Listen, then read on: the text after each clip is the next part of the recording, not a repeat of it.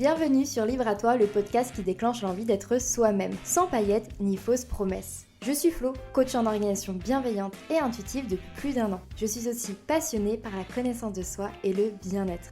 Chaque semaine, je t'accompagne à mieux te connaître afin de créer ta propre liberté, seule ou accompagnée de mes invités.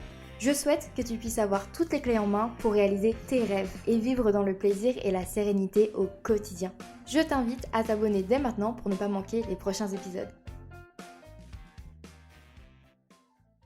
Dans l'épisode du jour, j'ai eu le plaisir de recevoir Maëlle, mentor business spécialisée en slowpreneuriat. Avec elle, on a parlé de la transition entre le salariat et la vie de freelance, comment elle a pu gérer à sa façon entre sa maladie et son travail.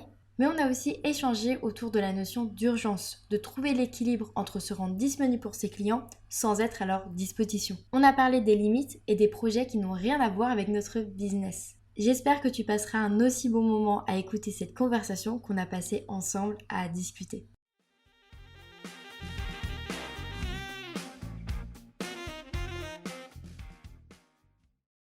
Hello Maëlle, je suis trop contente de te recevoir sur Livre à toi. Ça faisait vraiment longtemps que j'avais envie de te recevoir depuis que je connais en fait ton compte. On partage énormément de valeurs communes et voilà, je suis trop contente. Mais je suis trop contente aussi. Ça me touche de savoir que ça fait un moment que tu y penses. Mais c'est vrai qu'on a eu l'occasion de discuter pas mal en MP quand même et qu'on se ressemble beaucoup, donc ça me fait plaisir aussi. Je suis contente. On a la même passion pour Grey's Anatomy, ça il faut le dire Donc dès le début. déjà, Donc ça c'est fait. Eh bien, je t'invite à te présenter pour les personnes qui nous écoutent et qui ne te connaissent peut-être pas, comme tu le souhaites. oui, alors du coup, bonjour, moi c'est Maëlle, ça je pense que vous l'avez compris. Alors j'ai 23 ans et moi je suis mentor business spécialisée en slowpreneuriat. Donc c'est un mot compliqué juste pour dire que j'aide les gens à travailler moins de 20 heures par semaine tout en ayant un business qui cartonne parce que c'est ce qu'on veut toutes, je crois. Donc c'est ça ma philosophie de vie et je parle de ça. Je parle du fait de prendre des week-ends, de prendre des vacances, de glandouiller un peu dans son business parce que c'est important. Donc voilà, si ça vous intéresse, on va parler de ça pas mal, je pense. On peut retrouver Maëlle du coup sur son compte Instagram, Maëlle Grix. C'est Ouais. bien ça? Attends, mais je l'ai changé Ah non, ça a récemment. changé! Ah oui, c'est vrai. Pardon, trop d'actu. Donc depuis peu, c'est Maëlle Slowbiz. Comme ça, c'est facile à retenir. Je l'ai changé pour une raison toute simple, j'ai créé un autre compte pour parler de ma santé, voilà. Et donc voilà, ça faisait trop de comptes, trop similaires et au moins comme ça on sait bien, quels sujets sont abordés où, quoi. Oui, voilà, c'est ça. Je me suis dit: «Slowbiz», au moins on sait qu'on est sur du slow business, on a compris direct. Trop cool. Eh bien, j'avais envie de commencer cette conversation, en fait, la question m'a paru un peu bateau quand j'y ai réfléchi, mais en même temps, j'ai du mal à trouver une autre formulation. Hem, c'est quoi pour toi, en fait, justement, d'être dans le slow business? En fait, qu'est-ce que ça représente pour toi? Pas forcément en quoi ça consiste, mais ce que ça Mmh. représente pour toi? Pour moi, c'est vraiment de la liberté et de l'épanouissement dans son business.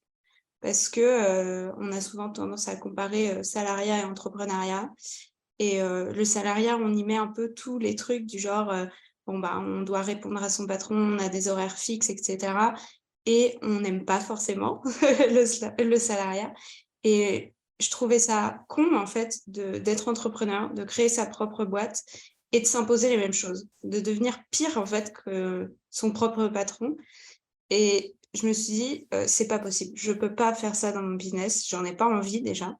Moi, si je me lance, dans l'entrepreneuriat, c'est pour des raisons de santé, mais aussi pour être libre, pour faire ce que je veux quand j'en ai envie et pour m'épanouir, en fait. C'est un peu, un métier de rêve, quoi. Métier, qui me fait plaisir, où je suis contente le matin d'allumer mon ordi pour bosser.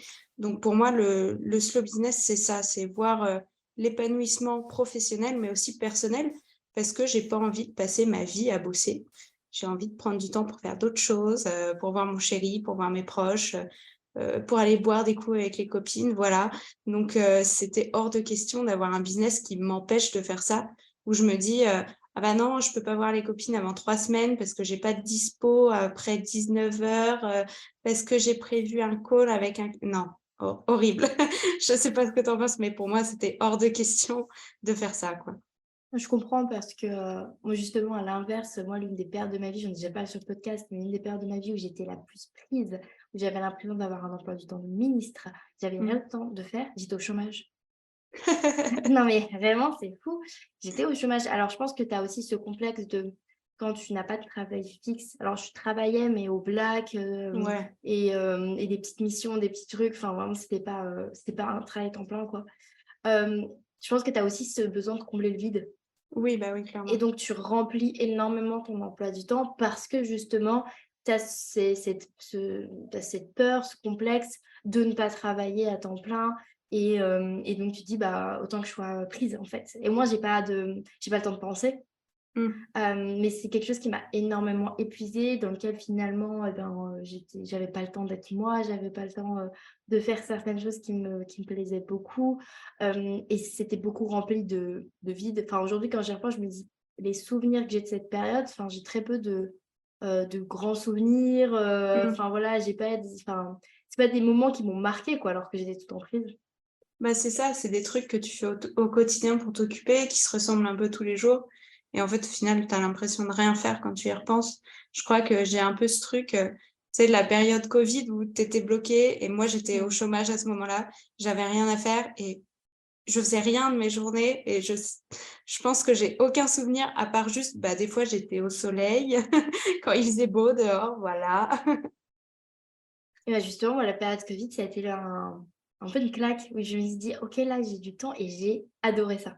J'ai adoré avoir du temps pour lire, du temps pour rien faire et ça a été un moment, libérateur pour moi parce que justement, tout s'était arrêté et du coup, moi aussi, j'avais le droit de m'arrêter sans avoir cette peur Mmh. de ne rien faire. Parce que justement, tout le monde était dans le même cas et moi, j'étais en chômage partiel, donc je travaillais pas non plus. Hem et je me rappelle vraiment de cette bouffée d'oxygène. Ah ouais, ça m'avait fait énormément de bien et après, c'est quelque chose que j'ai voulu retrouver quoi. Ah ouais. Plusieurs fois, ouais, Bah, je crois que je que recherche encore. j'ai eu l'effet inverse parce que tu vois, je faisais déjà, attention de prendre du temps pour moi déjà avant et du coup, d'un coup, j'en ai eu trop et Mmh. j'étais perdue et je suis le genre de personne qui réfléchit beaucoup en boucle. Du coup, je passais mon temps à me dire: «Comment ça va se passer? Je peux pas trouver de travail. Qu'est-ce que je fais? Qu'est-ce que je fais de ma vie?» Bah, enfin, clairement, crise existentielle pendant le covid. Moi, ça m'est arrivé après ça, cette crise existentielle. Ça m'est arrivé après le confinement. Pendant Ah ouais? l'été, qui a suivi, ouais, l'été qui a suivi le confinement, j'ai pas trouvé de travail parce que j'étais en restauration donc enfin, c'était Ouais. très compliqué. Après, je me suis dit: «Bah, que bon, je vais prendre des vacances», donc je suis partie avec une amie à Marseille et quand je suis revenue de vacances, voilà, fin juillet, je me suis dit: «Bon, bah, maintenant je fais quoi?» C'est ça, Maintenant, tu es je fais là: quoi? Enfin, maintenant que j'ai pris «OK». des vacances, et Mmh. pareil, j'ai eu le même mécanisme. J'ai commencé à refaire la chose que j'avais fait quelques années avant, quand j'étais au chômage, à remplir mes journées de rien, mais de quelque chose. De projets, d'envie de faire des trucs et en fait, d'avoir finalement le temps de rien faire, alors que, Ouais. alors que j'étais disponible, quoi. Enfin, j'étais disponible à faire des choses vraiment, impactantes. Finalement, pas fait grand-chose.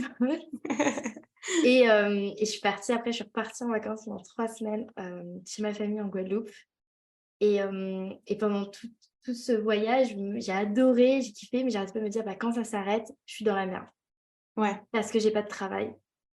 Ouais, ce sentiment, tu vois, je l'ai eu, à la fin du confinement. Quand je sentais que ça approchait et quand c'est arrivé, je me suis vraiment dit: «Qu'est-ce que je fais?» Là, je en fait, j'avais trop d'options et en même temps, rien qui était Mmh. là et bah, du coup, j'ai trouvé un CDD mais j'étais pas heureuse du tout. Enfin, ça me plaisait pas et ça faisait tellement contraste après, le confinement qu'on venait d'avoir que je crois que j'étais paumée, quoi. C'est fou, comment cette période, elle nous a tous marqués d'une façon différente et soit ça a révélé, bah, plein de choses en nous, soit ça a créé pour certains même des traumas, des angoisses, enfin moi je sais que je me suis encore attachée à une certaine anxiété sociale, suite, bah, au confinement, alors Ouais, qu'au confinement à répétition aussi je pense et parce que toute cette période était floue, on avait peur des autres pendant plusieurs mois, même quand on n'était pas confinés, on faisait attention et ouais, ouais. n'importe quel, rendez-vous au resto, 2 jours plus tard, tu apprenais que c'était cas contact quoi. Ah, moi, j'ai eu super peur. Bah, déjà par rapport à ma santé, donc j'ai de l'endométriose aussi que j'avais déjà à l'époque. Moi, j'ai fait super attention. Moi, j'ai été ce genre de personne qui a refusé de voir des gens pendant des mois parce que je voulais absolument pas l'avoir, quoi. J'avais Mmh. beaucoup trop peur, des symptômes que je pourrais avoir et comment ça allait avec l'endométriose, me tuer, quoi, tout simplement parce que, j'avais déjà pas mal de douleurs, au niveau du diaphragme et cetera et j'avais pas envie, vraiment d'avoir une maladie respiratoire en plus et je me suis dit: «Faut pas que je l'aie». Donc, tu vois, le confinement, je l'ai fait strict. Je suis jamais sortie. Je pense que c'est mes parents qui ont fait les courses à chaque fois. J'ai pas fait une seule sortie et après, tu vois, j'ai eu un job, mais je faisais que ça et ça a pas duré très longtemps parce que ce job m'a pas plu et que je me suis barrée et après, il y a eu l'autre confinement et bah, c'est pareil. Enfin, j'ai été entre les 2, j'ai pas vraiment fait un non confinement, on va dire, parce que j'avais vraiment trop peur et que je faisais hyper attention. Mais ce 2e confinement s'est mieux passé parce que c'est là que je me suis lancée un peu, Impeccable, quelle par superbe hasard. transition. Voilà, ça arrive. Donc c'est ça en fait, c'est, quelques semaines avant qu'ils annoncent le confinement. Je crois que celui-là, je m'y attendais pas du tout ce confinement parce que je me suis retrouvée à Bordeaux chez mon chéri, improbable. Donc je suis restée bloquée alors que j'avais prévu 100 de rentrer, hein. Donc En plus, j'étais à Bordeaux le week-end avant ce confinement-là. on était Incroyable. tous à Bordeaux en fait. Synchronicité. Et en fait, quelques semaines avant, bah, j'étais, sur Bordeaux et puis, je vois une offre d'emploi à un mi-temps parce que je me dis, «Bah, merde, avec ma santé, je l'ai vu avec le CDD cet été, c'était épuisant, quoi». Je J'arrivais à 8 heures au boulot, je repartais à 17-18 heures et j'avais pas le temps de me remettre que j'étais déjà à retravailler et c'était pas possible, quoi. Donc je vois ce mi-temps, je me dis: «Bah, pourquoi pas, hein, ça coûte rien de postuler». Et je fais un test, ils me rappellent et ils me disent, «En fait, ce serait pas mal si tu étais freelance parce que les horaires, ça va changer chaque semaine. Ça va pas être un mi-temps strict, ça va dépendre de ce qu'on a besoin et cetera». Et du coup, je me suis vraiment dit, «Bah, pourquoi pas?» Et je me suis lancée comme ça, un peu au hasard. Ouais, c'est cool qu'ils t'aient donné, finalement aussi cette opportunité, parce qu'ils auraient pu dire: «Bon, du coup, tu restes salarié, mais bon, tu auras des plannings, hyper flexibles, faut faire avec, quoi». Là, Bah, l'avantage, c'est que tu gardes son indépendance finalement. ça les arrangeait pas en fait, de Mmh. changer les plannings tout le temps et c'était trop chiant niveau, rémunération aussi. Parce que, bah, ouais, le la semaine de Noël, il y avait vachement plus de choses à faire donc j'étais presque à temps plein et le mois de janvier-février, je travaillais que le week-end. Donc tu vois, pour eux, ça aurait été un enfer administratif. Donc ils m'ont dit, «Bah, voilà comment te lancer, comment créer ton entreprise, machin, dis-nous si tu as besoin d'aide», donc je pense que j'ai réfléchi 30 secondes et j'ai dit: «Bon allez, je le fais, ça a l'air pas mal», et puis, j'avais déjà pensé à l'entrepreneuriat, mais je m'étais dit, «Je suis trop jeune, j'ai pas encore d'expérience et puis j'ai pas d'opportunité», tu vois? J'ai pas de mission. Si je me lance sans rien, c'est un peu, y aller, dans le vide, quoi, et ça me faisait peur. Donc là, j'ai eu le client avant de me lancer, donc C'est cool. ça faisait un peu, c'était rassurant, quoi. Je me suis dit: «OK, là, je peux le faire», et bah, ça tombait à pic parce que je cherchais vraiment un truc qui me permettait d'être très flexible pour ma santé. Donc là, c'était parfait. Je savais que je devais passer, tu vois, je devais passer dans le week-end, 1 ou 2 heures mais je passais à l'heure que je voulais. Donc déjà, ça a changé ma vie ça. Ouais, tu choisis enfin, si tu mal dormi pendant la nuit, tu pouvais y aller plus tard, enfin, il y C'est avait pas ça. de contraintes, tu et finalement, quand tu as moins de stress, enfin, tu as moins de douleur aussi. Ah bah ça. Ça aide énormément. Moins de pression, du coup, tu te sens mieux et du coup, bah, en fait, ça réduit aussi les douleurs et justement, comment tu as vécu, enfin, ce moment où là, tu sors totalement d'un principe salariat, et tu te retrouves à gérer toi-même ton emploi du temps avec justement, ben, l'endométriose qui te causait, bah, des douleurs ou de la fatigue. Comment tu as vécu un peu cette transition? Est-ce que tu t'es sentie libérée ou même, enfin, peut-être aussi, à l'inverse, un peu, tu t'es dit: «Ouais, mais comment je vais faire, en fait?» C'était une révélation totale. Pour moi, c'était, la bonne idée d'avoir pris cette décision en 30 secondes. Je pense que mon cerveau a dû faire le calcul à toute vitesse dans ma tête. Il s'est dit: Alors, entre ça et un salariat où je vais me casser le dos 8 heures par jour, qu'est-ce que je fais? Le calcul, il a été assez rapide, hein, faut pas se mentir. J'ai vu une vraie opportunité et bon, ce premier client, la réalité, c'est que je me suis fait un peu avoir parce qu'il me payait pas, comme il aurait dû. Mais je m'en suis très vite rendu compte et j'ai su Ouais. rebondir. Et en fait, je suis quelqu'un de très curieuse qui aime un peu toucher à tout et cetera.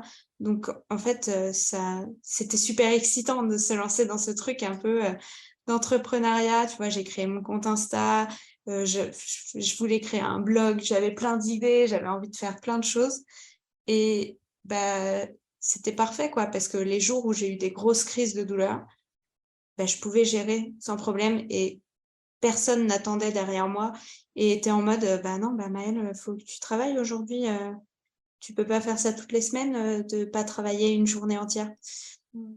Bah, en fait, si, là, je Ouais. pouvais et Ouais. ça, je pense que c'est le moment où je me suis dit: «Je pense que jamais je pourrais retourner en salariat». Ça me fait la même chose, ça m'angoisse rien que l'idée de me dire, de revenir dans des contraintes salariales où justement je pourrais pas, comme tu dis, et bien, gérer ma crise de douleur pour qu'elle dure qu'une journée. Parce que Ouais, moi c'est ça. c'était ça, c'était si tu peux pas la gérer, enfin, si tu peux pas te reposer au moment où elle arrive, en fait, une journée de douleur se transforme en 5 jours. Ben c'est ça, Et si tu arrives pas à chaque fois, c'est comme ça. Si tu es fatigué une fois, un jour, tu mets, la semaine à t'en remettre et c'est pas possible quoi, à gérer, avec un salariat. Ou alors, il faudrait un salariat ultra adapté où tu puisses être en télétravail à 100 et pas avoir d'horaire fixe en mmh. mode, bah, si à 8 heures tu pas là, c'est un problème, où on te fasse confiance quoi, mais je pense pas que ça existe beaucoup. Ça existe, mais du coup, dans les entreprises de certains entrepreneurs, qu'on Oui, connaît voilà, c'est et ça. voilà, qui maintenant embauchent, des salariés, su Oui. avec ce type-là de flexibilité, quoi. Mais Donc c'est c'est ça, je sûr, pense que ce serait la seule option dans ma vie où je me dirais: «OK, là, je peux peut-être retourner en salariat» parce que ce serait ultra flexible et même si je dois faire, mon travail tous les jours, bah, ouais, mais je peux gérer quand même, je suis en télétravail donc au pire, je suis au fond de mon lit s'il y a besoin. Donc ça pourrait le faire comme ça, mais je pense qu'il y en a pas beaucoup. Si, bah, quand j'ai fait un stage où j'ai eu l'occasion de tester ça un peu, j'ai eu la chance de faire un stage, au Canada à la fin de mes études et bah, j'étais dans une entreprise de culottes de règles, donc c'était assez ouvert sur le sujet de l'endométriose et bah, je me suis vite rendu compte que moi, être à l'open space, toute la journée, c'était compliqué et bah, mes patronnes, elles m'ont dit tout de suite: «Bah, si un jour ça va pas, tu restes chez toi, c'est pas grave, enfin tu fais le boulot de toute façon, donc nous, on n'a aucun problème avec ça. Mais si tu es mieux avec une bouillotte, dans ton lit en pyjama, pas coiffé, bah, vas-y en fait, nous on s'en fout» et je pense que c'est là aussi, ce stage, a été déjà tu sais, une première idée de: «Je veux un salariat différent» mmh. et je me suis rendu compte que c'était pas possible. C'était assez rare et du coup, quand j'ai découvert l'entrepreneuriat, j'ai fait: «Ah, c'est ça que je cherchais». Ouais, je pense qu'après, il y a ça se démocratise de plus en plus, en fait, ce télétravail. Mais le truc, c'est enfin, moi, j'ai une certaine réserve avec ça. C'est Mmh. que dans un sens, en fait, enfin, du coup, c'est cool, tu peux rentrer chez toi, être avec ta bouillotte, mais finalement, tu travailles toujours, donc tu es pas dans un repos qui est complet. Oui, Et ça enfin, ça crée aussi certaines dérives, je pense, où en fait, à la place de proposer à la personne: «Bah, rentre chez toi et repose-toi», on va lui proposer: «Rentre chez toi, mais continue à travailler». ouais. Et je pense que dans un sens, il y a du positif là-dedans. Enfin, c'est cool parce qu'on sort de, il faut absolument que le patron voit ce que tu fais, contrôle le fait que tu travailles bien. Mais enfin voilà, quand tu te plies en 2 et que, tu as une migraine et que tu as la nausée, Oui, heu, faut c'est plus faut pas possible que en fait. ça faut pas que ça remplace un arrêt maladie ou C'est un ça en fait, RTT quoi, clairement. exactement, Parce exactement. que, bah, là, en fait, c'est pire. C'est pire Ouais. parce que tu t'en remets jamais et tu as mal tout le temps et tu peux pas prendre de jours pour faire un arrêt maladie. C'est plus pour les jours où, tu sais, tu es entre 2, tu sens que ça va Ouais. pas, mais tu pas au bout de ta vie. Et je crois que j'ai plus de jours où c'est moyen que de jours où je suis au bout de ma vie, maintenant. Mais c'est vrai qu'il y a une période où, bah, 1 jour sur 2, fallait que je sois par terre, quoi. Moi, au lycée, c'est simple, l'infirmière connaissait le numéro de téléphone de ma mère par cœur. Donc, c'est que je finissais souvent par terre. Et bah, ça peut être utilisé aussi que, bah, du coup, bah, comme de la prévention, justement, quand tu sens que là, tu te sens pas super au top, Mmh. mais tu sais que c'est pas encore de la douleur, mais juste tu le sens venir un petit peu. Ouais, là, c'est cool, tu peux dire: «Bon, aujourd'hui, je viendrai pas, je resterai allongée au maximum, mais je vais faire mon taf quand même, vous en faites pas, mais au moins je prends pas les transports, Ouais, c'est ça. je peux à n'importe quel moment aller aux toilettes, je peux» voilà, c'est un confort qui est totalement différent. Donc toujours, c'est juste trouver une bonne limite pour Mais c'est éviter, toujours ça, c'est toujours le les abus de problème. ce côté-là, quoi. Ouais, non, mais c'est ça, Ah, il y totalement. aura toujours des abus, hein. On connaît les patrons et le salariat, il y a toujours des abus. Non, non, mais c'est, après, c'est intéressant de voir, justement, comment tu as vécu, bah, rentrer dans le monde de l'entrepreneuriat par rapport à ça et au-delà de la maladie, au-delà, de l'endométriose et des douleurs et de la fatigue, qu'est-ce qui t'a le plus marqué dans cette transition aussi? Le fait que je sois, à fond quoi, que j'ai envie de le faire. Heu, Moi, j'ai connu le salariat où, je traînais les pieds pour y aller, hein. Clairement, il y a des fois, j'en pouvais plus parce que, je suis pas une personne qui peut rester concentrée 8 heures derrière un écran, mais je pense que personne ne l'est. Non, c'est un mythe. Et vraiment, ces moments où je me retrouvais derrière un ordi, vraiment à discrètement aller sur YouTube ou écouter de la musique ou faire autre chose parce que, bah, j'arrivais pas à travailler tout simplement. Et là, dans l'entrepreneuriat, à chaque fois que j'allais travailler, j'en avais envie. Donc j'étais à fond et je faisais le truc. Et si je voyais que, OK, je suis un peu moins motivée, ça lâche, bah, je sortais, je faisais autre chose, c'est pas grave. J'éteignais mon ordi sans problème, quoi. Et ça, je pense que ça a un peu changé ma vision du travail, où avant c'était plus, une obligation et aujourd'hui, bah, c'est, quand j'en ai envie, bon, bien sûr, j'essaie d'avoir un peu de discipline parce que sinon c'est un peu n'importe quoi, mais j'en ai vraiment envie, tu vois? Quand je dis que, ma routine du matin, c'est le petit déjeuner devant mes mails et le Slack de la BSB parce qu'en ce moment, je suis modératrice pour la BSB, ben c'est vrai, je le fais vraiment avec plaisir, quoi. C'est parce que j'ai envie de déjeuner devant et que j'ai pas envie d'attendre une minute de plus, d'avoir fini mon petit déjeuner que je le fais, quoi. Donc Mmh. clairement, ça n'a rien à voir avec, le salariat où je prenais mon temps de prendre mon petit déjeuner, où j'étais là: «Oh, faut que j'y aille». Il y a plus de boule au ventre ou on ne traîne plus les pieds, quoi. Ah ouais, ah mais ça, la boule au ventre, au travail, tu sais, la notification du patron ou de la collègue où tu te dis: «Je vais me faire taper dessus». Mmh. Ah là là, ah là là. Ah! Rien que d'y penser, ça Ah, me les donne des mauvais souvenirs. frissons. Ah, ou le message à des heures pas possibles, où la personne elle te dit, «Non, mais je suis vraiment désolée, mais j'ai absolument besoin d'avoir la réponse maintenant». Non. Non, Alors, à ouais, moins que tu sois chirurgien, c'est ce que je répète à chaque fois. Non. c'est ça. Clairement pas. Ah mais ça et tu vois, les rares fois où ça me l'a où ce sentiment est revenu dans l'entrepreneuriat, j'ai fui, mais fui tout de suite. Heu, Avec des collaborateurs, des clients? ouais, voilà, ça m'est arrivé avec des clients où, tu mets en place un truc, ça se passe bien et puis tu commences à avoir des retours, certains collaborateurs qui vérifient chaque virgule de ce que tu fais et là, cette boule au ventre.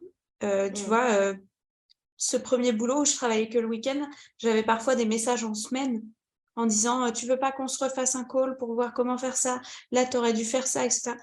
Mais en fait, tu n'es pas mon patron, heu, mon travail, le patron, il en est très satisfait. Si tu veux que je rajoute une virgule à chacune de mes phrases parce que tu préfères les virgules, c'est ton problème, en fait et du coup, j'ai eu la boule au ventre, pendant quelques jours. J'ai dit: «Non, c'est pas possible». J'ai Mmh. appelé, le patron en question, enfin, patron, pas vraiment puisque c'était plus, mon client et je lui ai dit: «Bah, c'est pas possible, en fait, je peux pas travailler dans ces conditions, moi, je préfère, m'arrêter là». Et puis c'est tout, c'est pas grave et avec, l'entrepreneuriat, tu as cette possibilité de fuir si besoin, si ça se passe mal, quoi. C'est Alors poser s des limites au-delà de fuir. oui, voilà, C'est c'est regarder le ça, truc en face et se dire: «Non, c'est ma limite, je m'arrête». c'est ça et à partir de ce client-là, j'ai posé des limites, clairement. Heu me payer dans les temps, c'était une obligation. Me parler correctement, ne pas me mettre des messages à 22h où je dois absolument répondre. Ne pas être à épier en permanence mon travail parce que, bah, si tu me fais confiance, tu me fais confiance. À un moment, je fais le travail, donc il y a pas besoin à ce qu'on soit derrière mon dos. Donc j'ai posé des limites et ça n'est plus arrivé depuis, heureusement. Mais c'est vraiment ce moment où je me suis dit: «Ah non, faut que j'arrête tout de suite parce que j'ai une boule au ventre, je pense qu'à ça, j'arrivais pas à dormir». Je me suis dit: Je connais Je bien ce suis sentiment.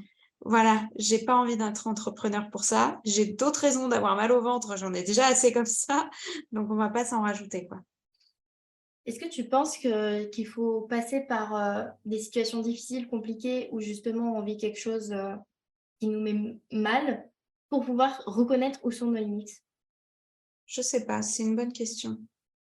Parce que je pense qu'on n'en a pas besoin, parce qu'on peut poser des limites, ça, c'est, on sait le faire. Mais la question, c'est est-ce qu'on va s'y tenir à ces limites? Mmh. Parce qu'on a beau poser des limites, des fois, bah, on répond quand même à ce client à 22h parce que, bon, c'est juste une fois et puis après 2 fois et puis, ah, bah, il veut un call tout de suite alors que j'avais dit que je travaillais pas après 18h. Bon, d'accord.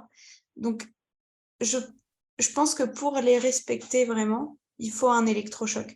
Parce que, ça arrive souvent que j'en parle avec mes clients de poser des limites. Ils vont me dire: «Oui, mais c'est pas grave, tu vois, si je réponds une fois». Je leur dis: «Oui, mais là, ton client, il t'appelle quand il veut et tu réponds. Tu es à son service presque, c'est pas possible». Si tu pas disponible, tu es à sa disposition. Voilà, c'est ça et c'est pas possible de faire ça. Et après, oui, ça revient, ça me dit: «Non mais là, il m'a appelé, à 20h pour un call de 30 minutes pour rien, pour un truc que j'ai dû modifier 15 fois sans qu'il paye». Et là, tu as l'électrochoc et tu fais: «Non, faut pas que ça se passe comme ça. Je suis Mmh. censée changer et poser et me tenir vraiment à mes limites, quoi». Bah, justement, ça me rappelle, ça me rappelle, un la fin des mails, tu Ouais. vois? Où beaucoup de gens vont mettre, «Je suis, à votre disposition, pour toute, question» et cetera. Et moi, je me rappelle, j'avais bossé dans une boîte où j'avais changé toutes les fins de mail en mettant: «Nous sommes disponibles». Mmh. Et en fait, juste ce mot de vocabulaire, ça change tout. Parce qu'en fait, c'est pour montrer que même quand tu es dans des entreprises de service, d'accompagnement, d'aide ou peu importe, eh bien, on reste des prestataires de services et on n'est pas là pour, bah, justement être à une disposition sans limite, à notre client, ou à nos clients potentiels, même souvent parfois, Bah, oui. et donc de s'oublier. Et c'est vrai que, bah, dans cette boîte, il y avait un vrai souci avec ça, sur ces limites, en fait, Mmh. de disponibilité, et de règles, en fait. De Oui. règles, en fait, pour tous les clients, c'était: «Ouais, mais si pour celui-là, donc c'est bon». Ouais. Mais c'est grave parce que c'est cette phrase que je déteste de, «Le client est roi». Ouais. Mais en fait, non, le client, il achète un service, d'accord, mais c'est pas une raison pour qu'il te parle mal, pour qu'il en demande 10 fois trop, pour en fait, c'est pas possible. Ça marche pas comme ça.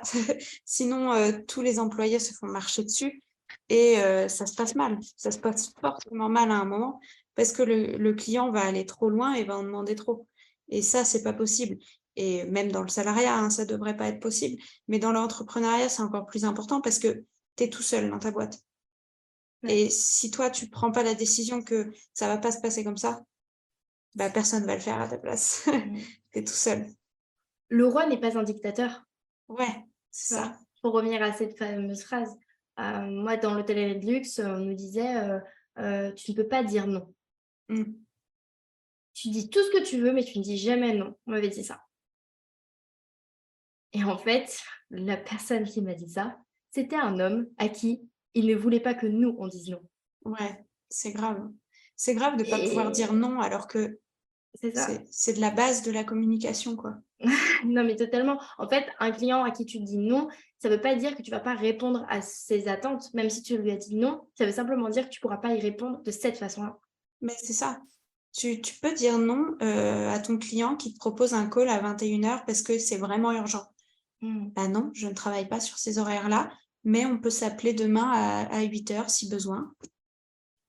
Voilà, bah, en fait, comme je l'ai dit tout à l'heure, tu pas chirurgien donc à moins que la personne soit en train de mourir, il y a pas de raison que tu lui répondes à 23h pour un truc urgent sur son site internet.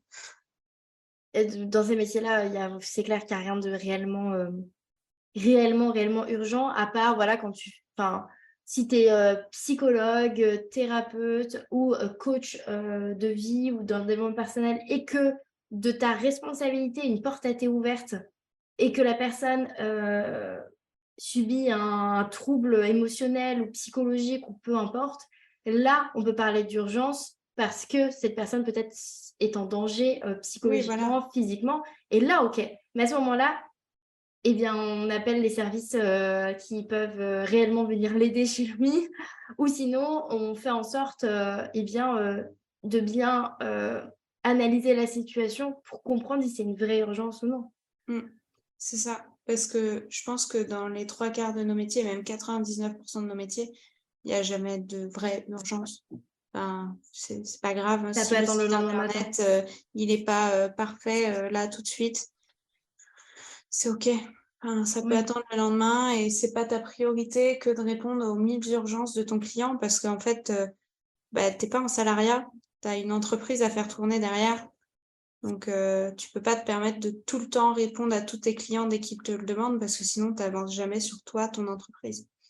c'est clair et puis, c'est aussi, éduquer la personne en face de soi, à comprendre en fait, là, tu t'inquiètes et tu paniques pour quelque chose qui, en fait, n'est pas forcément urgent, même pour toi, en fait. Parce Mmh. que l'urgence de ton client, en fait, c'est aussi, peut-être lui indiquer: «Non, ce n'est pas une urgence». Bah oui. Accepte que là, c'est pas une urgence et peut-être que tu lui rendras 1000 fois plus service en l'aidant pour comprendre ça, qu'en répondant qu'en courant vers lui pour aller éteindre son feu, en fait.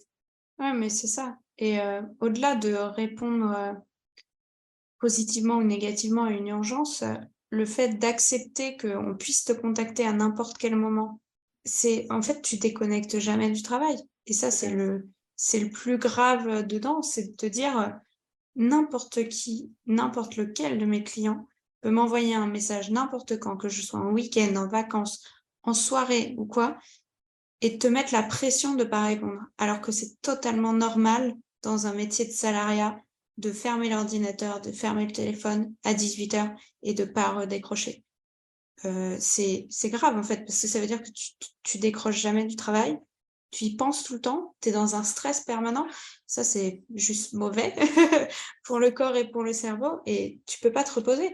Tu imagines, tu dors pas jusqu'à minuit parce que tu te dis: «On sait jamais quel client va m'envoyer un message». Bah non, en fait, moi j'ai pas décidé d'être entrepreneur pour ça. Moi, c'était pour être libre et épanouie donc traîner jusqu'à 23h, sur Instagram, au cas où un client m'envoie un message, ça fait pas partie de mon épanouissement. C'est clair. Et toi, comment tu fais justement poser tes limites, imposer ton équilibre personnellement et professionnellement? Professionnellement, il y a pas mal de trucs que j'ai mis en place. Je pense, aux réservations d'appels découvertes, de calls et cetera.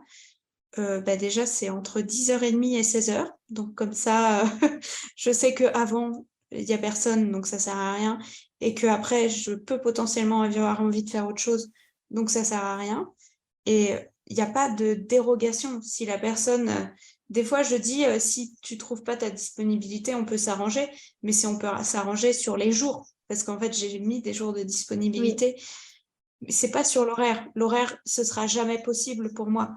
Tu vois, j'ai quelqu'un qui m'a proposé, de faire un live Instagram. Elle m'a dit, «Moi, je suis disponible, après 17h, 18h, 19h». Je lui dis: «Moi, c'est hors de question. C'est pas moi, je fais les lives si tu veux sur le temps du midi ou en après-midi, mais sinon, non, je le ferai pas». Parce que, bah, ça empiète sur ma vie perso, ça empiète sur le temps que j'ai envie de passer avec mes proches et sur le temps libre que je me suis déterminée. Donc c'est hors de question. Là, tu vois, je pense, au Slack de la BSB, je l'ai mis exclusivement sur mon ordinateur. Hors de question que je télécharge l'application et que j'ai les notifications sur mon téléphone, j'ai fait pareil pour les Slack où je suis. parce que sinon, impossible de ne pas regarder les notifications. Ça, c'est mort, quoi. Donc, bah, quand je ferme l'ordi, mon cerveau boulot s'éteint parce que j'ai mon Notion, j'ai tout dessus, en fait, sur mon ordinateur et quand j'ai pas mon ordinateur, je pense pas au travail. Et Instagram, tu l'as sur ton que sur Ouais, ton ordinateur? j'ai juste Instagram, sur mon téléphone, mais comme j'ai un compte pro et un compte perso où je parle de ma santé, généralement, je suis plutôt sur le compte perso et de toute façon, Instagram envoie des notifs de messages 3 heures après que la personne ait envoyé un message. Dans mon cas, je ne sais pas si c'est votre cas aussi. Ah, Donc j'en peux plus de ça. Moi, j'ai même donc pas les notifs, ça se met même pas sur mes trucs de discussion. J'en ai marre. donc déjà, merci Instagram de bugger autant parce que je ne réponds pas aussi rapidement que je pourrais. Non et puis, quand je vois la notification, heu, de toute façon, je me suis imposé un truc de personne psychopathe qui est de pas répondre dans les 5 minutes qui viennent. Parce que Mmh. sinon, ça donne l'impression que tu es vraiment à l'affût sur ton téléphone, sur ton truc, à vouloir répondre et c'est un peu un truc de personne introvertie aussi de j'ai pas envie que la personne réponde tout de suite et que ça m'engage dans une conversation parfois. Donc je me dis toujours: «OK, j'ai vu la notif, j'ai lu le début du message, j'efface la notification et quand je retournerai sur Instagram, bah, je verrai bien qu'il y a un message en attente, mais j'y répondrai quand je retournerai sur Instagram dans mes messages». Puis c'est tout. Alors moi, personnellement, j'ai coupé les notifications Instagram. Ouais, mais il y a mon chéri J'ai qui m'envoie des messages et des reels alors, Ah là là! Il faut être au taquet là, par contre, il faut vite répondre. Non, ça moi je j'ai la réponds. chance. Mon chéri, moi, il a coupé Instagram, il a arrêté, de temps en temps, il va sur Google juste pour liker, tous mes contenus. Voilà, c'est ça, c'est le soutien, ça. Donc Donc non, ça voilà, va de ce côté-ci pour donc moi. Mais à moins que je vois apparaître, le nom de mon chéri, je ne vais pas répondre à votre notification, je suis désolée.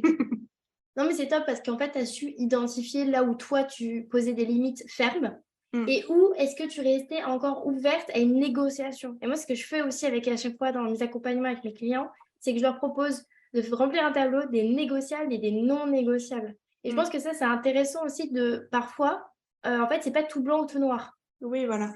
Et ça, c'est important de le rappeler parce qu'on n'est pas là non plus, pour, dire, «Fais comme ci, fais comme ça» et finalement rentrer dans une injonction.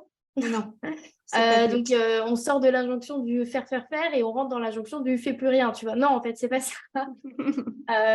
En fait, c'est trouver son équilibre à soi qui nous appartient et si par exemple des notifications Instagram, c'est pas quelque chose qui vous stresse ou qui, vous met, ou qui vous prend une tonne de temps ou qui vous dérange réellement, bah, peut-être que c'est pas là où il va falloir mettre, son stop ou son holà, mais peut-être, ailleurs. Moi, je sais que j'ai supprimé les notifications parce que j'avais tendance, même si je répondais pas aux messages, hein, concrètement, en fait, à cliquer, à aller sur l'application et finalement à perdre du temps à scroller ou Ouais, voilà.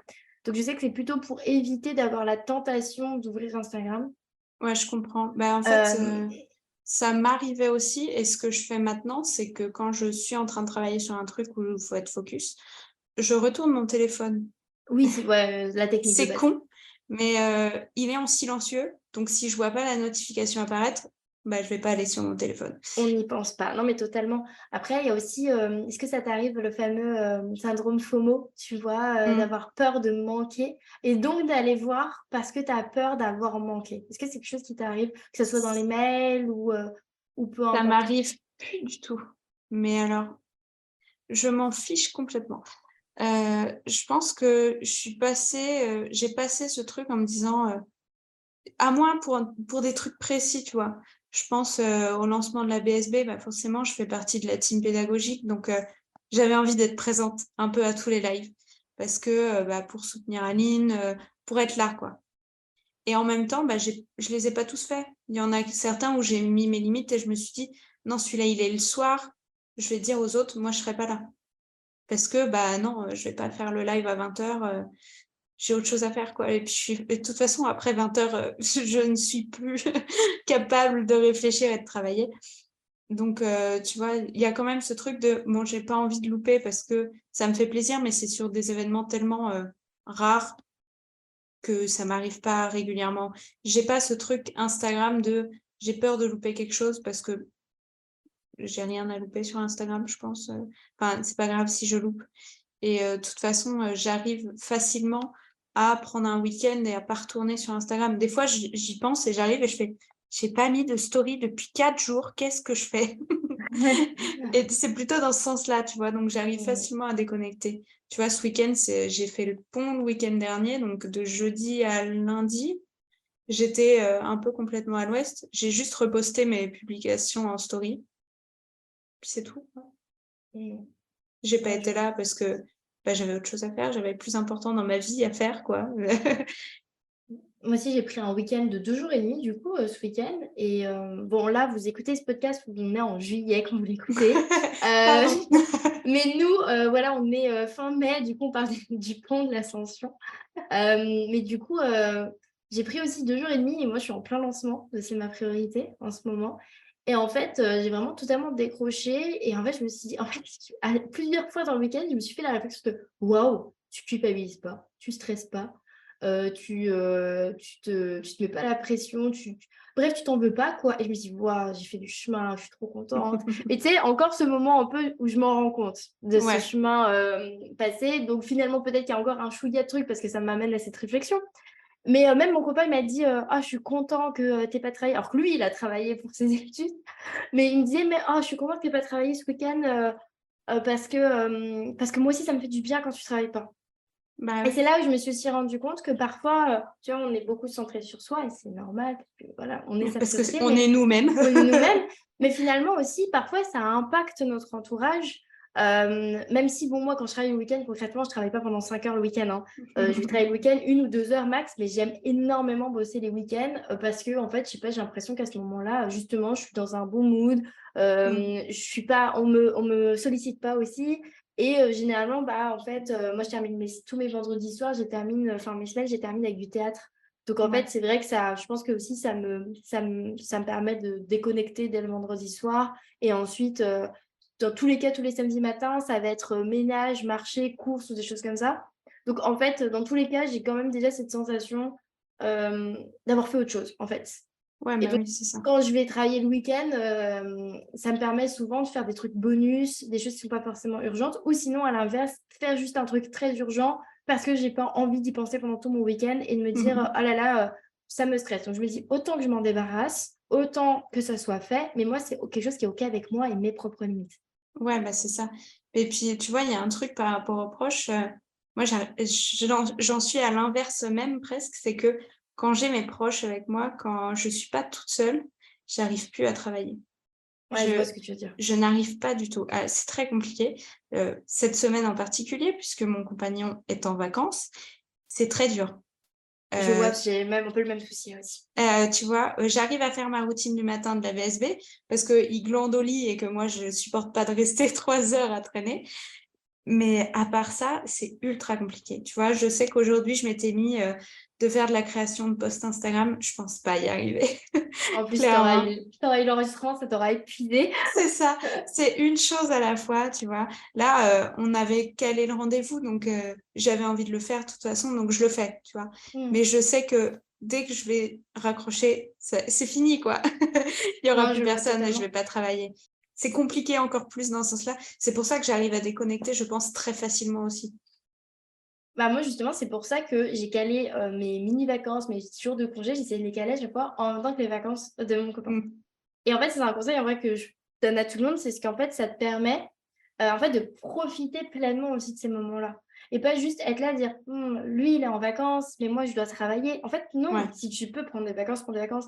Enfin, tu vois, là, ces derniers mois, j'ai eu très peu de clients, j'ai eu très peu de rendez-vous clients et cetera. Et en fait, je me suis dit: «Bah, j'en profite au lieu de me stresser de ça. Autant que je profite du fait que Bah, j'ai du oui. temps, en fait. Autant profiter du fait que je puisse justement avoir des jours qui s'enchaînent sans rendez-vous, sans enregistrement, sans, coaching pour justement déconnecter, aller faire des activités et cetera. Et je comprends totalement ce que tu veux dire dans le fait que si tu as quelqu'un qui est là aussi et qui n'est pas en train de travailler ou qui n'est pas dans la routine habituelle, que ça c'est très dur pour toi de t'y mettre parce que j'ai un peu la même chose. Déjà, le fait d'être avec quelqu'un dans le même appartement, moi, ça me prend de l'énergie. En fait, Ouais. c'est le fait de moi, j'ai dans l'appartement actuellement, j'ai pas de cloison, mais même quand je vivais dans un appartement avec des cloisons, je ressentais quand même ce truc-là, bon, moindre, mais là, je le ressens encore plus. Ça me prend beaucoup plus d'énergie et mine de rien, on est humain, on est dans la même pièce. tous les deux. Donc, même si je suis en train de travailler, s'il a quelque chose à me dire, il va me le dire. Et donc, mine de rien, ça te déconcentre, ça te coupe, ça te sort de Ah ta ouais, c'est bulle. ça. Et c'est totalement normal, totalement humain. Et moi, j'ai parti pris à la place d'en avoir marre de ça, d'essayer, enfin, d'être frustrée, que ça me saoule. Je préfère me dire, en fait, accepte-le. Prends en considération ça quand il est là, il est là.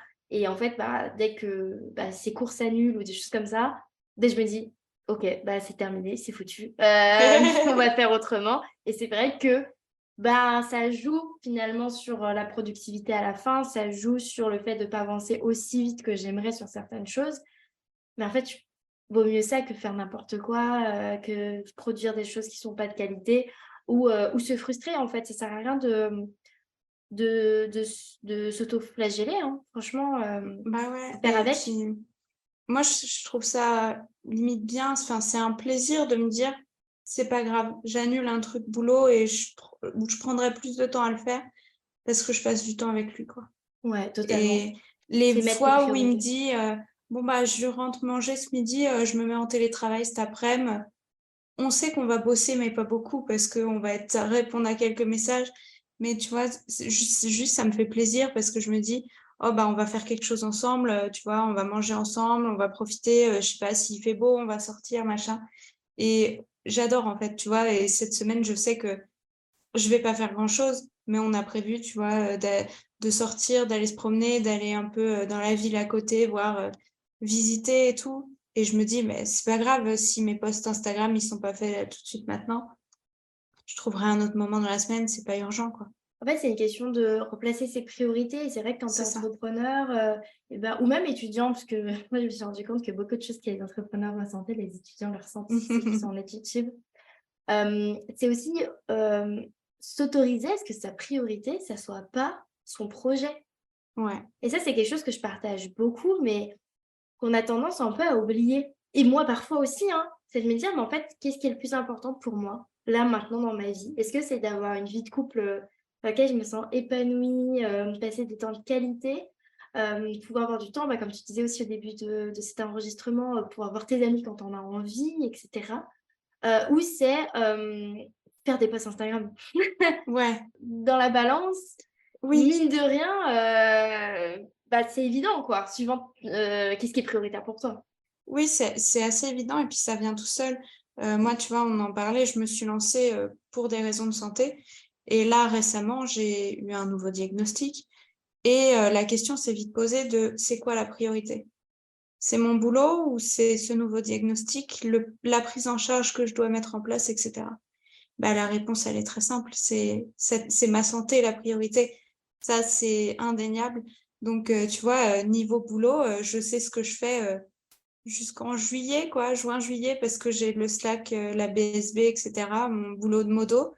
Pour le reste, j'avance au fur et à mesure à mon rythme et on verra bien ce qui se passe ou ce qui se passe pas.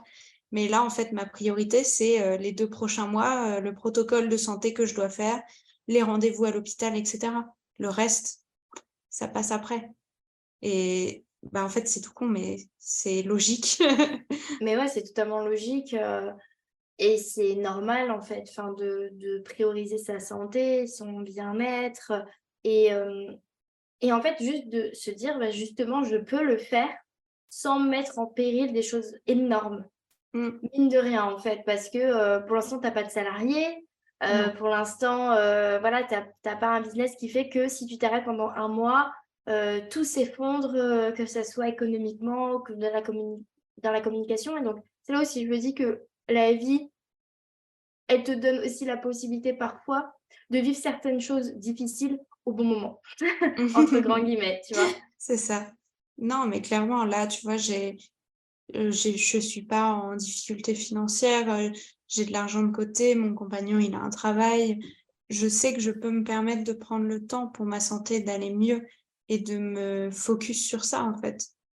Et de toute façon, je l'ai répété plein de fois, même si ça va mieux dans ma vie niveau santé un jour, j'espère, bientôt, j'espère, heu, mon travail n'est pas ma priorité dans la vie, loin de Merci. là. Je j'ai pas envie qu'on me retienne pour ma carrière et j'ai envie de faire plein de choses qui ne sont pas, de carrière. J'ai déjà été bénévole plein de fois sur des choses et ça, c'est des trucs qui, pour moi, sont des plus grands accomplissements que ma carrière. Donc peut-être que je dirais pas ça dans 10 ans parce que dans 10 ans, j'aurai une super carrière, mais pour l'instant, aujourd'hui et dans les années que j'ai vécues là et que je vais continuer à vivre, c'est pas ma priorité. Et Je ça, comprends. je l'ai su tout de suite. Et c'est pour ça que des fois, j'essaie de rassurer certains entrepreneurs qui me disent: «Mais moi, j'ai envie de faire plein d'autres choses à côté». Ben, en fait, tu peux. Prends le temps de faire plein d'autres choses à côté, profites-en parce que tu peux là, tu as l'occasion de faire des choses à côté, de gérer ton emploi du temps et que ça fonctionne quand même. Donc profites-en, quoi. Tu vois, ça résonne pas mal en moi parce que, moi, c'est un truc aussi que je me suis rendu compte, un peu récemment, tu sais, bah, voilà, ça commence à faire, un moment que je fais ce que je fais et je crois que je suis en train de prendre une prise de conscience pendant qu'on enregistre cet épisode-là. Alors attention, parce que je fais Je un casse des message, hein. cerveaux à chaque fois que je parle. J'adore. Non, c'est qu'en fait, je suis dans une réflexion depuis un moment là, ces derniers jours, où en fait, je me dis, que j'ai des choses que j'ai envie de changer dans mon business, dans ma façon d'entreprendre. Et normalement, quand tu entendras cet épisode, j'aurai déjà partagé tout ça grâce à un épisode bilan. J'espère que je vais m'y tenir. Non, voilà. Comme ça, je m'engage là. Oui, Je l'ai déjà fait. Tu l'as déjà entendu, cet épisode bilan où je te partagerai tout ça. Mais là, en fait, je me dis potentiellement que aussi, ce qui me manque, en fait, c'est pas une question de changer des choses dans mon business. C'est peut-être que ce qui me manque aussi, c'est un loisir, une ouais. activité autre, un projet qui ne sert peut-être pas, en fait, mon business. Tu vois, par exemple, j'ai une envie depuis très longtemps. Alors attention, j'en ai jamais parlé à qui que ce soit, à part à mon mec. Inédit.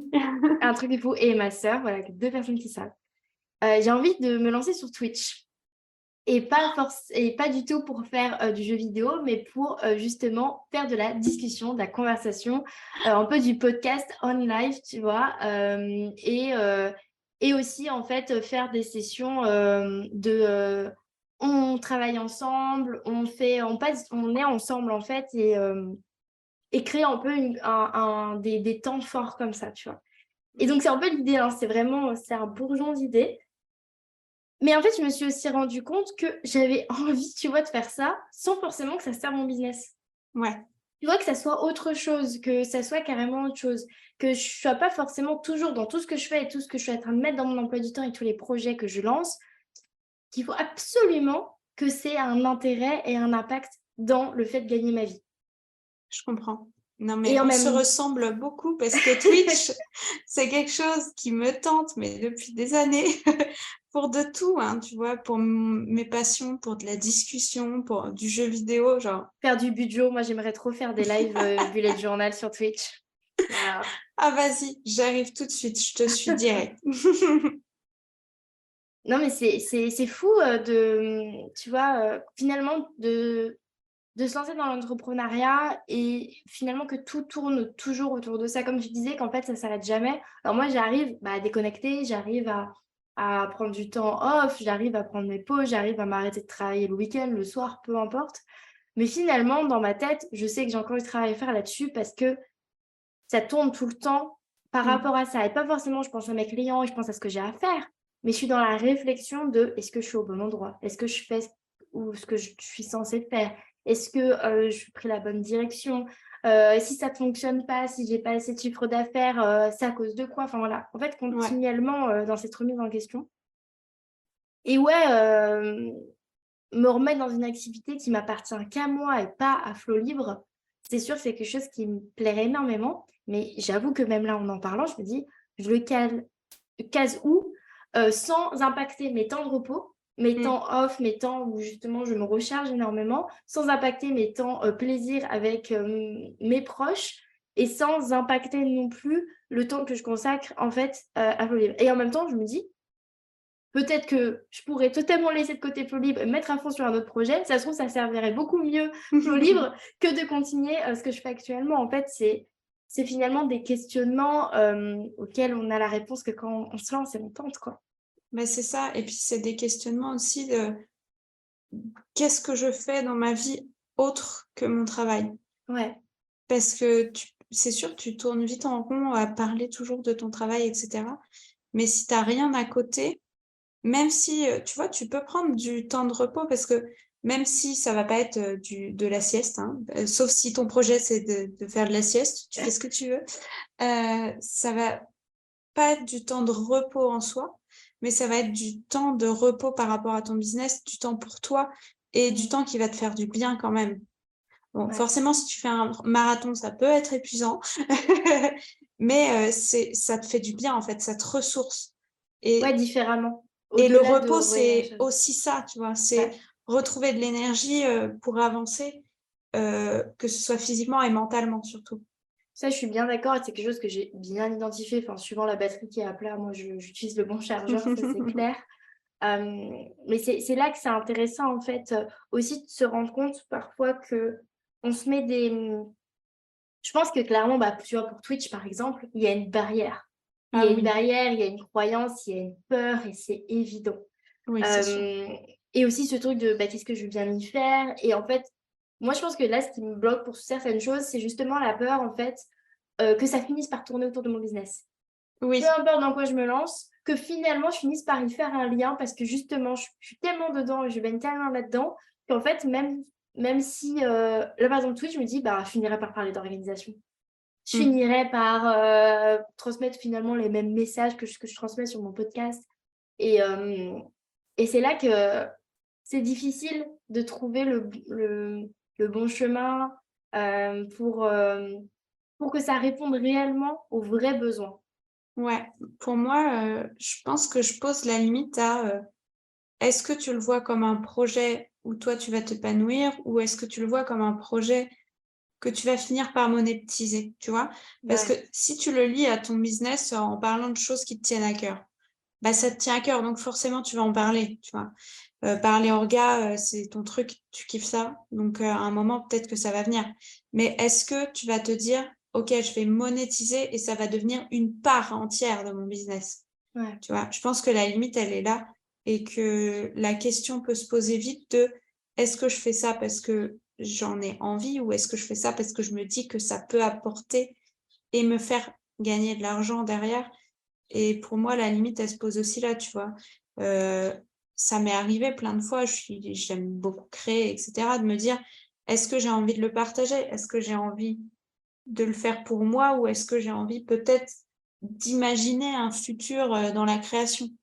Et là, la question se pose de: «OK, mais si je me lance dans ce nouvel, art créatif, par exemple, est-ce que je le fais pour moi ou pas? Et est-ce que j'ai vraiment envie de me lancer dans quelque chose où je me dis encore une fois: "Je vais en faire un business"?» Parce que c'est un peu le risque, je trouve, avec l'entrepreneuriat, c'est qu'une fois qu'on y a goûté, on peut le faire dans tout. avec toutes nos passions, dans tout. Et je pense que c'est aussi cette barrière-là que tu as avec Twitch, parce que si tu te lances, que tu te fais plaisir et que tu le fais et que tu te retrouves à en faire une partie de ton business, comment tu vas te sentir par rapport à ça, quoi? Bah, honnêtement, je vais te dire là, en toute franchise, si ça me fait une part de business, mais qui est rentable, go! Oui, mais On tu est là auras pour plus faire des ton sous. plaisir Mais passion à du coup, côté, tu vois? bien sûr, ça sera pas du coup, en fait, c'est comme tu dis, c'est une question d'intention. Mmh. C'est une question d'intention. Alors que tu vois, c'est sûr que si je passe 2 heures à faire du bullet journal, rien que pour moi, que je le filme pas, que j'en parle pas, que je le partage pas, là, clairement, on est sur quelque chose qui serait juste pour moi, même si ça reste, bah, quelque chose qui me fait kiffer, qui reste de l'organisation, et cetera. Et et c'est vrai que je pense qu'il y a ce piège réellement, c'est un vrai piège de, en fait, à chaque fois que tu vas te lancer dans quelque chose, te dire: comment je pourrais en parler? Comment je pourrais en faire quelque chose Ouais. pour que ça m'aide à me développer?» Mine de rien, c'est aussi parce que, bah, il y a un je pense, enfin moi, en tout cas, c'est lié, c'est très personnel, on est sur du 100 honnêteté là. Je pense que c'est lié au fait qu'actuellement je vive pas pleinement de mon entreprise. Ouais. Parce que finalement, je suis toujours dans cette recherche de comment faire pour que ça fonctionne mieux.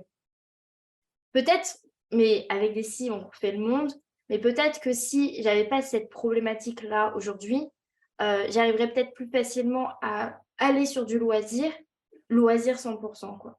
Ouais. Après j'en ai des loisirs 100 je fais du théâtre 2 fois par semaine, je joue à des jeux vidéo, enfin bien sûr, mais c'est sûr que c'est pas du projet, comme on l'entend en fait, quand tu te dis: «Bah, j'aimerais bien me lancer dans un projet personnel, peut-être de l'associatif ou des choses comme ça», tu vois? Mmh. Quelque chose, où en fait tu prends du temps, tu donnes de ton temps et derrière en fait, tu es pas connue comme étant la coach en organisation ou comme étant l'entrepreneuse. Tu es connue comme étant toi, Floriane, en fait. Mmh.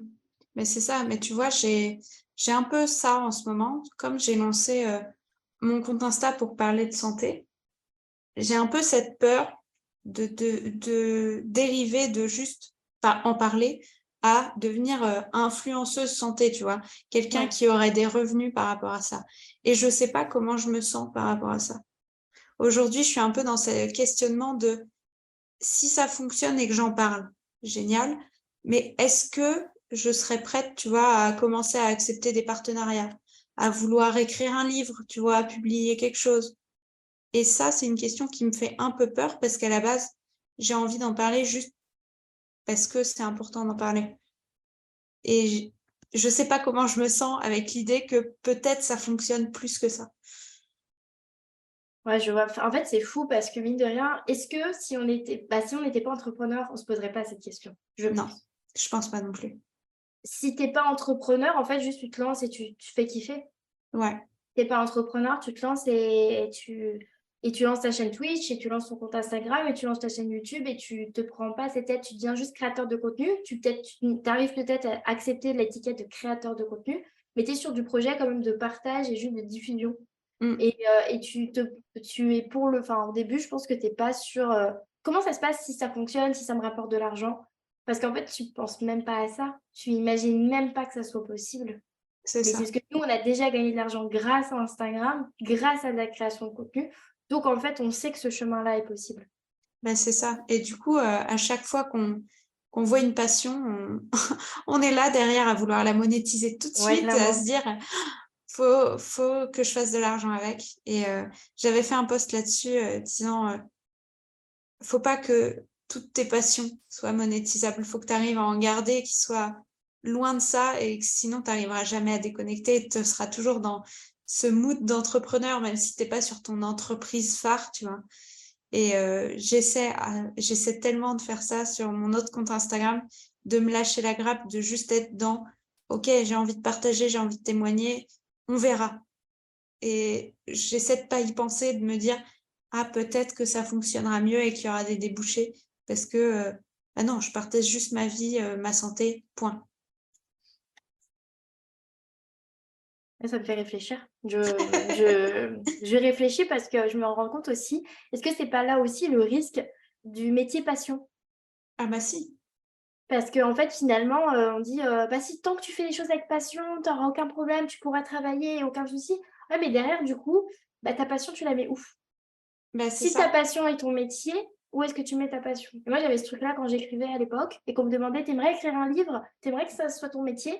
Et je disais: «Non, j'ai jamais eu l'envie que ce soit mon métier». Parce que je savais que si ça devenait mon travail, j'aurais plus la même passion. Ah ouais, mais c'est super compliqué, tu vois? J'ai des copines qui sont illustratrices et c'est une un vrai questionnement de mettre la limite et de se dire: «J'arrive à créer pour créer parce que j'aime ça et j'arrive à créer pour avoir des revenus avec des clients et peut-être changer de médium, avoir une autre passion, un autre loisir créatif ou réussir à trouver des moments où tu le fais sans réfléchir». Mais la limite est ultra fine et je pense que Mmh. c'est un gros problème aussi pour ces métiers-là. Et quand tu as certaines expertises, bah, ça devient qu'en fait, finalement, dès que tu enfin, moi, je le vois. Tu vois, par exemple, quand je vais au théâtre, je vois certains de mes, coéquipiers de théâtre, ma troupe, ben ils disent certaines choses et tu sais, j'ai envie de leur poser des questions de coaching. Tu sais, tout de suite, je vois le truc, je me dis: «Oh là là, mais c'est trop intéressant» et du coup, j'ai envie de creuser, mais ils ont rien demandé. Ils sont Mais pas non. là pour ça, tu vois? Et en fait, c'est aussi le risque, en fait, de te perdre toi aussi dans ton expertise, dans ce que tu fais tous les jours et de plus trouver, bah, comme tu parlais de cette fameuse limite et d'avoir Ouais. du mal à la poser. Donc bon, bien sûr, moi, j'arrive à parler avec moi-même et me dire: «Mais non, mais ils sont pas là pour ça et je vais pas les faire chier». J'arrive à m'en rendre compte, mais c'est vrai que parfois, c'est limite frustrant, tu vois? Et avoir envie après, bah, tu sais, de leur proposer une séance gratuite ou j'en sais rien parce que tu te dis: «Ah, je pourrais quand même vachement t'aider, hein». Mais Mais c'est parce que ça me passionne aussi, en Bah oui, fait. Ça me c'est passionne et ça. du coup, ça déborde et ça déborde partout et ça a même débordé parfois sur mes relations amicales où j'ai une amie qui m'a dit: «Bah, en fait, des fois», mais c'était il y a un long moment maintenant, j'ai fait un travail là-dessus. Elle m'avait dit, carrément, elle dit: «Non, mais quand je t'appelais, j'avais l'impression que j'allais me faire coacher, alors que j'appelle pour avoir ma copine, en fait». Et je lui ai Ouais. ah ouais, ça m'a pris une claque et je m'étais dit: attention» parce que j'étais justement en train de me lancer dans le coaching et je me disais: «Bah, justement, elle me dit ça au bon moment de ma vie pour que, eh bah, je mette cette limite et que même si c'est quelque Ouais. chose qui me passionne et que j'ai envie d'aider les autres, en fait, il faut choisir son moment, quoi». Ah bah, clairement. Ça m'arrive aussi, tu vois, quand des dans des discussions avec des copines entrepreneurs, tu dis: «On va boire un verre». Ouais, Mmh. mais on n'est plus en mode entrepreneur là. OK, on va peut-être parler boulot, de nos problématiques, machin et j'ai tendance à me retenir, à rien dire, tu vois? Quand j'entends des trucs où je me dis: «Je peux aider».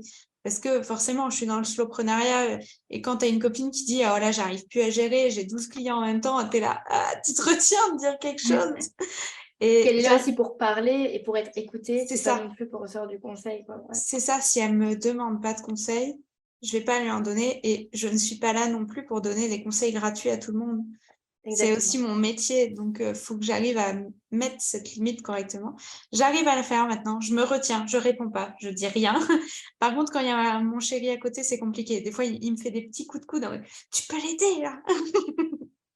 Ah, les coups de coude du chéri, ah là là, je connais aussi.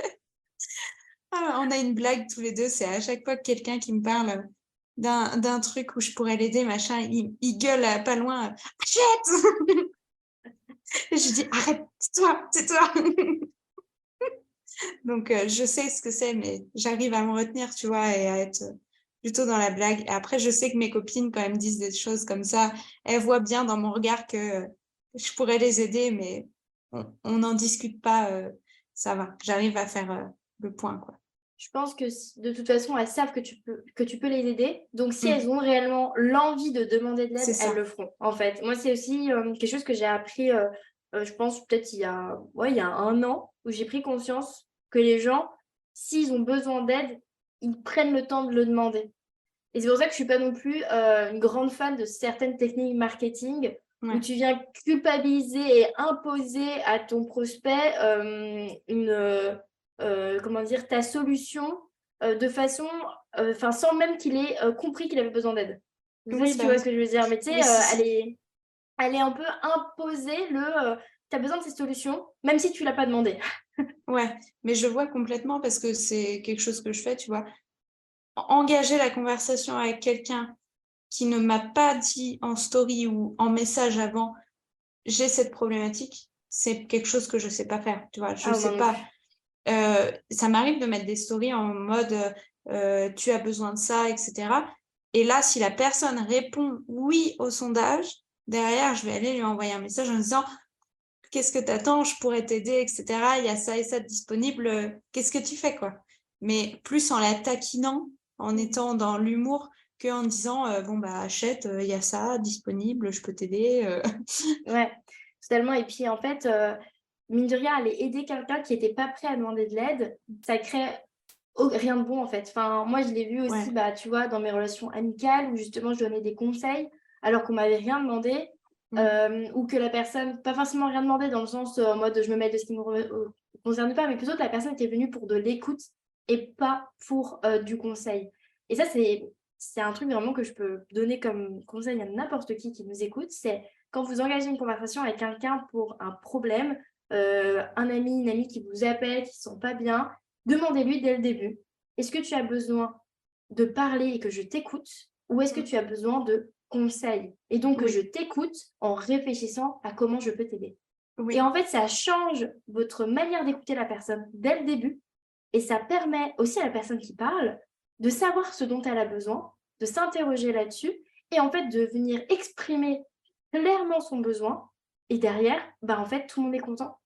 Ça bah, oui. évite le sentiment de frustration où quand toi tu es là, tu te dis: «Bah, j'ai plein de conseils», tu balances tous tes conseils et la personne en fait, elle en suit aucun et toi tu te dis: «Bah, franchement à quoi ça sert que tu m'appelles si tu suis pas mes conseils?» parce qu'en fait, c'était pas son besoin et du coup, ça évite les conflits, la frustration, enfin voilà, tout ça et ça, c'est pareil finalement aussi, avec des potentiels clients, Mmh. c'est, venir imposer je pense, nos nos besoins finalement, du coup, à quelqu'un qui n'a pas demandé cette aide-là. Ouais, mais je suis complètement d'accord. Ça marche bien en couple aussi, hein, Ouais, totalement, bien sûr. Dans parce toutes les relations. que, dans toutes les relations, c'est la communication, c'est super important et toi, quand tu arrives avec, besoin de te plaindre d'un problème ou d'évoquer un problème, tu attends une réponse et si tu précises pas ce que tu attends non plus, ça marche pas très bien. Donc ça m'arrive souvent avec mon compagnon que je sois plus en train de me plaindre parce que j'ai besoin que ça sorte et que ça parle et qu'il me propose des solutions. Et je l'engage, je dis: «Mais je veux pas de solution. Tes solutions, elles me plaisent pas. Je veux juste me plaindre et que tu sois d'accord avec moi». Oui, et qu'après tu me fasses un gros câlin, Voilà, c'est tout ce c'est que je tout. demande. Sois fonctionnel, ne C'est ça. réfléchis pas.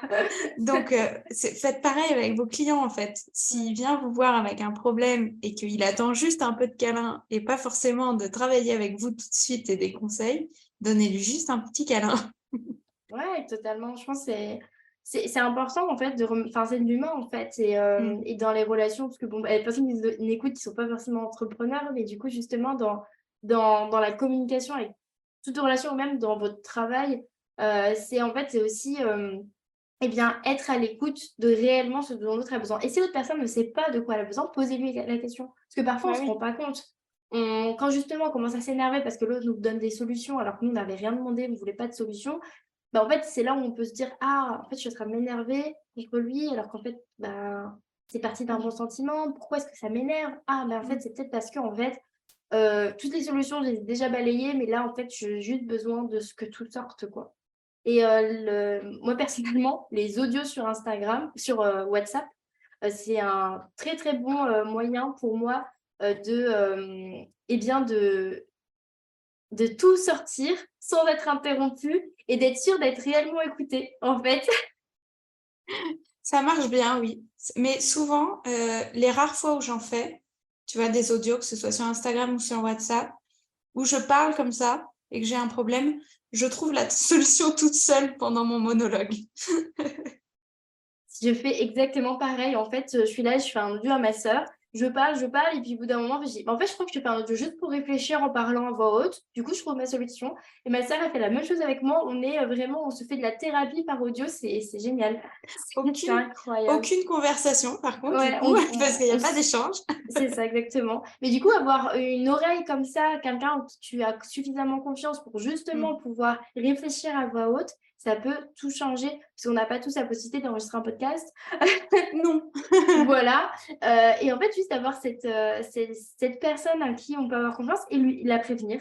Lui dire: «Bah, voilà, je t'ai envoyé, 6 minutes d'audio, en fait, j'avais juste besoin de réfléchir à voix haute, finalement, merci juste d'être là et d'être disponible pour moi. Si tu as envie d'écouter, écoute, mais en soi, peut-être qu'il se passera pas grand-chose, donc c'est pas grave». Tu vas juste écouter une meuf pendant 5 minutes se poser des questions sur sa vie et à la 6e minute réaliser qu'elle a trouvé la réponse. Exactement. Donc ça, ouais, ça peut être, super, bon, bah, on est, déjà, sur, beaucoup de temps d'enregistrement. On a Mmh. passé un super moment. Est-ce qu'il y a quelque chose que tu as, envie de partager? Peut-être un message, que tu aimerais partager avec les personnes qui nous écoutent? Peut-être en reprenant des choses qu'on a déjà dites, Mmh. réinsistant dessus? Bah, pour moi, le plus important que vous soyez, entrepreneur ou pas, ou salarié, c'est de vous écouter. Arrêtez de vous culpabiliser pour un tout et un rien. Vous avez toute la vie pour vous culpabiliser sur des trucs débiles. Posez-vous juste la question: «Est-ce que dans une semaine, votre petit problème, il vous intéressera toujours? Est-ce que dans un an, vous y penserez encore ou pas?» Si c'est pas le cas, vous prenez pas la tête plus de 5 minutes dessus. Ça sert à rien. Merci beaucoup Maëlle pour tout ce que tu as partagé avec nous.